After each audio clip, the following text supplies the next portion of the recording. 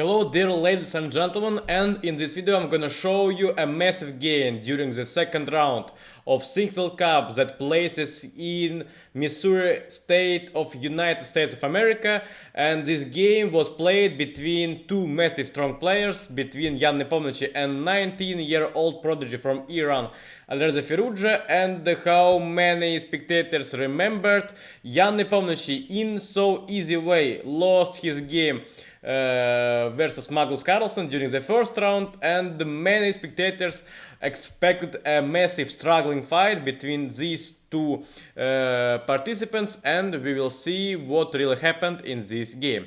Time control is the same, classical time control, 1.5 hour for first 40 moves, and from 41st move is 40 minutes increment.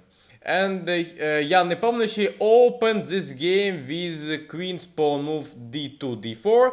Knight went to f6 square, from Firouzja's side c4, e6, and here Nepomniachtchi played knight f3 to avoid some NEPO variations, where really is not so easy to have a real advantage for white side. Knight went to f3, and after moves d5 and g3 we came to Catalan opening, and here Firouzja accepted Catalan with move d takes on c4. Bishop g2, a6 is a reasonable option to play somewhere b5 with an idea to simply to defend the pawn on c4, and here black always struggles to save this pawn and simply to have a 4 pawns against 3 in queen side, but white side always tries to somehow to eat this pawn. Castle, knight went to c6, queen c2, and here Nepomniachtchi sacrificed a second pawn in this game, and Firouzja just took it. Knight took on d4, simply exchange, and knight d2. Here we can see that Nepomniachtchi with his last move he wants to take a pawn on c4 square, and here it's simply a single pawn as sacrifice from Jan's side, but in the other way, from the other side, here white has a really strong bishop on g2 that controls all these key squares on this light diagonal, and here really also is an open file for white's rook, and here is a kind of compensation for Jan. Queen went to c5, knight e4, simple exchange, and here we can see that it's not maybe a real pleasant position for Firouzja, because here he has a little he has really big problems with development process, and here he went bishop d6. It's not the best option. The best option was to play bishop e7. Here is a really big difference that after bishop d6 Jan played rook b1, and for instance after c6 here in all the variations here black could lose the tempo after rook d1, and here bishop could have to go back for instance to e7 square, and here simply white wins the tempo with rook d1 move. But after, for example, bishop e7 move, which wasn't played in this game, here bishop is under control and no problems here consistent with this bishop. Okay, but in the game was played bishop d6. Firouzja simply developed his dark square bishop. Rook went to b1 from Jan's side, and f5. And here Jan didn't take a pawn on b7 because it's not a good reasonable option, because after this bishop exchange the problem is that here white took a pawn with strong bishop, and here simply here is simply no kind of problems for black, because here after short castle, queen c6, move e5, e4, no problems from the opening for Firouzja, and of course this bishop on e4 is much stronger than passive bishop on c8, and so bishop went to g2, bishop simply went back, castle, bishop e3, and here simply I cannot explain the idea of Firouzja's last move. He played simply queen to a5, and of course queen c4 move was much better, because here queen is located more harmonic way, because here queen attacks immediately 3 pawns, and here also capture on b7 is not more reasonable idea for Jan, and here black can simply play e5 and f4 with an idea to attack white's dark square bishop.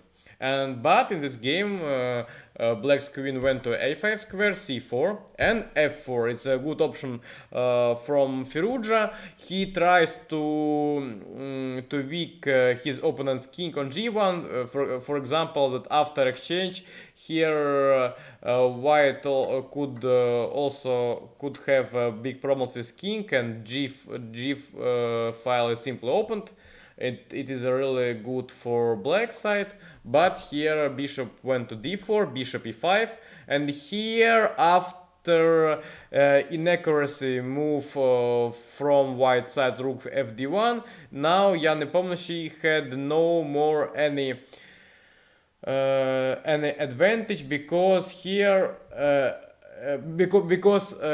here I'm sorry, that after queen b2 move that was played in this game, here it is an accuracy from Jan's side, and after this move white has no more an advantage. But rook fd1 was a correct idea from Jan's side, that after exchange on g3, after capture on d5, here white has really pleasant position, and here all the black pieces are passive. Queen on a5 is simply a piece that also don't participate in this struggle in the center, for example. But here really rook fd1 was a reasonable option, but after inaccuracy queen b2 move from Jan's side, simply after exchange, here Firouzja could simply take a pawn on a2. Yes, maybe it is dangerous, but here after queen a5 simply Firouzja could take on g3, and after h took g3, c6. Yes, there could be 2 extra pawns for Firouzja, but bishop on c8 is a really kind of poor piece on the board. But here is also a good task to manage to develop this bishop. It's not also easy, but here are 2 extra pawns. That is really important. But here Firouzja played e5, and I guess that Jan Nepomniachtchi was so relieved, and he simply with so much enjoyment played the queen d5, simply exchange the queen on the boards, and after king h8 move, bishop simply took on b7, and here Jan simply got a real pleasant rook endgame position, and here it's really difficult to play this position with black pieces, because pawn structure is a little bit fractured. Pawn on a6, pawn on c7, pawn e5 are really weak pawns, and here is much easier to play with white, because here are also good squares to invade in some kind of way. Here black played king g8, simply exchange, and rook d5 move, attacking a pawn on e5, rook b4. Simply here we have easier position, f took on g3, white also took, and rook took on c4. And here we see a rook endgame where pawns amount is equal, but 4 pawns against 4. But here computer evaluates this position like a +3, +4 for white, because it's position where it's simply really difficult to hold, because here black has two big weaknesses on queen side, but here white's plan is really simple, to push the pawns forward and also to activate their king, and here really position is almost strategically won for Yan.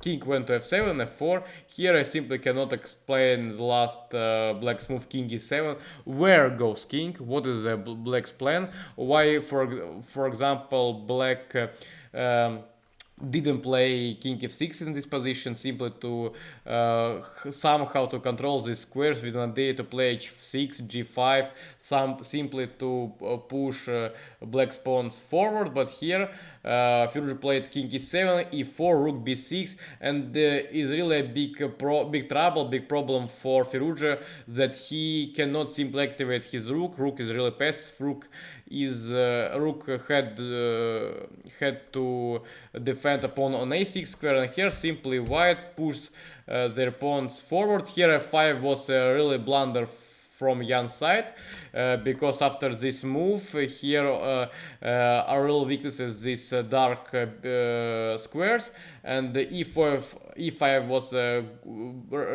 much more precise from Jan's side. But here after f5 Firouzja could play king f6, and I also cannot explain why this move simply wasn't faced in this game.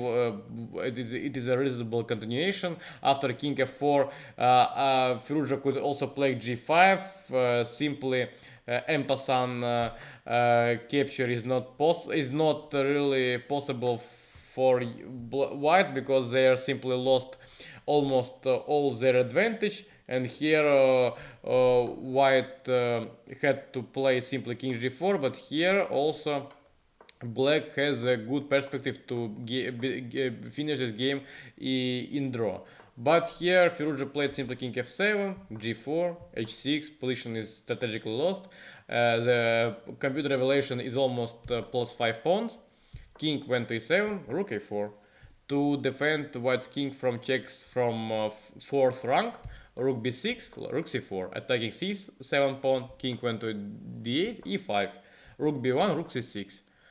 Check, king f3, rook b5, attacking e5 pawn, king, simply defend this pawn. Rook b4, king d5.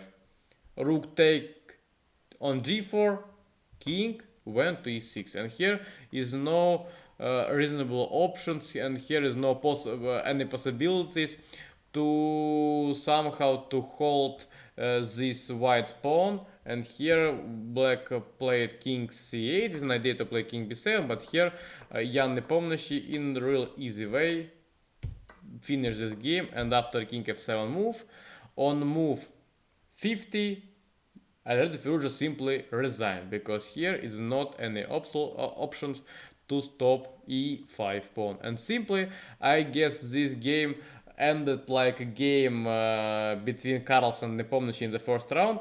Also, Jan Nepomniachtchi outplayed his young opponent from France, and simply without any strategic difficult moves, simply Firouzja was playing badly in the rook endgame, and so he didn't manage to defend his position. But it was a really difficult task, because his rook was too passive. He had to somehow sacrifice one of his 2 pawns on queen side and simply get some counterplay on the king side. It was a right plan for Firouzja. And I really appreciate that you finished this game's view, and see you soon in the next videos. Thank you very much.